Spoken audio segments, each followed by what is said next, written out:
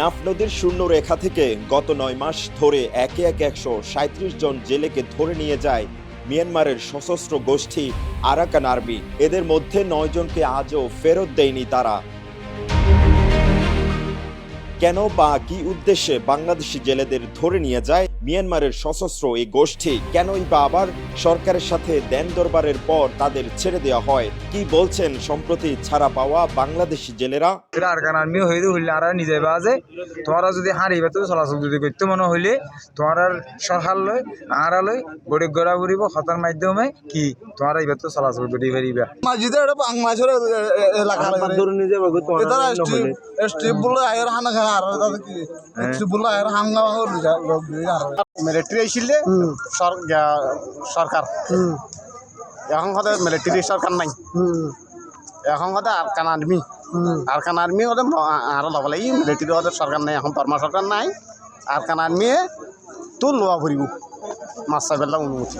অনুসন্ধান বলছে Arakan army বাংলাদেশের সীমান্ত এলাকায় অনেকটা সক্রিয়। প্রতিনিয়ত সমুদ্রের জলসীমার শূন্য রেখা থেকে সাধারণ জেলেদের উপর বল প্রয়োগ করছে, আবার মাঝে মাঝে মিয়ানমার থেকে আমদানিকৃত পণ্যসহ আটকে দিচ্ছে জাহাজ।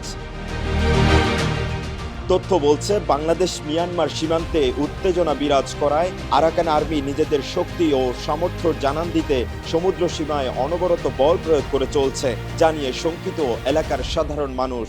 অসম্মত গরিফিন এ ধরনের গরিফ আর কেনাই ফেসাই ইয়ান এই ইয়ান তো আনিলে হাই ফারে নলি নপারে ইয়ান যদি গরি নাপারে কেঙ্গুরি হাইব তারা ইয়ান আল্লাহ বলি যা করে এখন ডরে বইয়ে নজাইলে এখন জীবন চলাই পারিব না নপারিব। ইয়ান আল্লাহ হইতে প্রশাসনে চাইলে পারিব, সরকারে চাইলে পারিব। আমাদের গুলো বঙ্গোপসাগর থেকে আটক করা হয়েছে। সামরিক সময়ের মধ্যে আমাদের অনেক জেলে পরিবারদেরকে মায়ানমার আরাকান আর্মি ধরে নিয়ে যায়। এই কারণে জেলেরা হতাশ, জেলেরা চিন্তিত, জেলেরা মাছ ধরতে যাচ্ছে না। এটি যদি স্থায়ী সমাধান না হলে জেলেদের পরিবার আবার দুর্দশা চলে আসবে।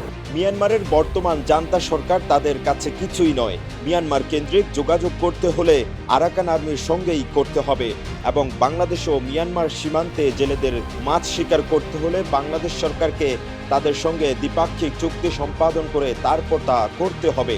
দুই দেশের নৌপথে বাণিজ্যের ক্ষেত্রেও তাদের শর্ত মেনে অগ্রসর হতে হবে এ দেশের সরকারকে। এই ধরে নিয়ে যাওয়ার পেছনের রহস্যটা কি?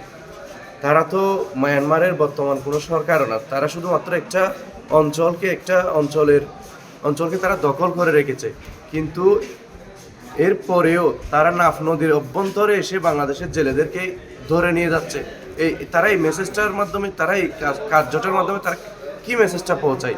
আসলে বাংলাদেশের অভ্যন্তরে যারা পলিসি মেকিংয়ে যারা দায়িত্বে আছেন তাদের এই জিনিসটা আরও জোরালোভাবে খুঁজে বের করা দরকার। মিয়ানমারের সশস্ত্র গোষ্ঠীর সাম্প্রতিক কর্মকাণ্ড এবং মিয়ানমার সরকারের সাথে বাংলাদেশের বাণিজ্যিক সম্পর্ক বিষয়ে কালের কণ্ঠের কাছে নিজের মতামত প্রকাশ করেন রোহিঙ্গা শরণার্থী বিষয়ক বিশেষজ্ঞ ও চট্টগ্রাম বিশ্ববিদ্যালয়ের নৃবিজ্ঞান বিভাগের অধ্যাপক রহমান নাসির উদ্দিন।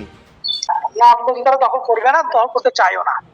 আমি যেটা বুঝি সেটা হচ্ছে তারা এই যে নাফ নদীতে জেলেদেরকে অ্যাটাক করছে বা ধরে নিয়ে যাচ্ছে, এটার মাধ্যমে তারা এই জিনিসটা বোঝাতে চায় বাংলাদেশ এবং মিয়ানমারের যে বর্ডার, এই বর্ডার যে কোনো ধরনের বর্ডার ট্রেড করতে হলে কেন্দ্রীয় সরকারের সাথে আলোচনা করে লাভ নাই, ওদের সাথেই কথাবার্তা বলতে হবে, এখান থেকে ওদের সাথে করতে হবে।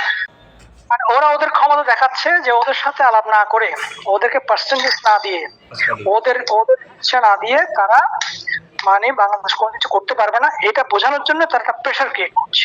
এদিকে নাফ নদীর বাংলাদেশ মিয়ানমার জলসীমার শূন্য রেখা থেকে দিনের পর দিন জেলেদের ধরে নিয়ে যাওয়া প্রসঙ্গে কক্সবাজার জেলার টেকনাফ উপজেলা নির্বাহী অফিসার জানালেন ভিন্ন কথা। তার মতে জলসীমার শূন্য রেখা অতিক্রম করলে জেলেদের নিরাপত্তা দেওয়াটা সম্ভব নয়। বাংলাদেশ সীমান্তে থাকলে তারা নিরাপদ থাকবে বলেও জানান তিনি। জেলেদেরকে সর্বপ্রথম মাছ ধরার জন্য বাংলাদেশ সীমানার ভেতরে থাকার জন্য আমরা আহ্বান জানাচ্ছি। দ্বিতীয়ত, ইতিমধ্যে আপনারা জানেন যে সমস্ত জেলেরা অপহৃত হয়েছে সকলেই আবার ব্যাক করেছে, কিছুদিন পরে নিরাপদে এসছে। যদিও আমাদের সাথে আসলে কোনো অফিসিয়াল রিলেশনশিপ আসলে সেই দিকে নেই, এই ক্ষেত্রে আমরা আসলে পুরোপুরি নিরাপত্তা আসলে তাদের রাষ্ট্রে আসলে সেইভাবে নিশ্চিত করা সম্ভব না। তবে জেলেরা যদি বাংলাদেশ সীমানায় থাকে তাহলে তাদের শতভাগ নিরাপদে তারা মাছ আরোহণ করতে পারবে এবং তারা, আমি বলবো, বাংলাদেশের সীমানা একেবারেই ঠিক আছে। কক্সবাজারের টেকনাফ থেকে রহমতুল্লাহর তথ্য ও ছবিতে ডেস্ক রিপোর্ট, কালের কণ্ঠ, চট্টগ্রাম।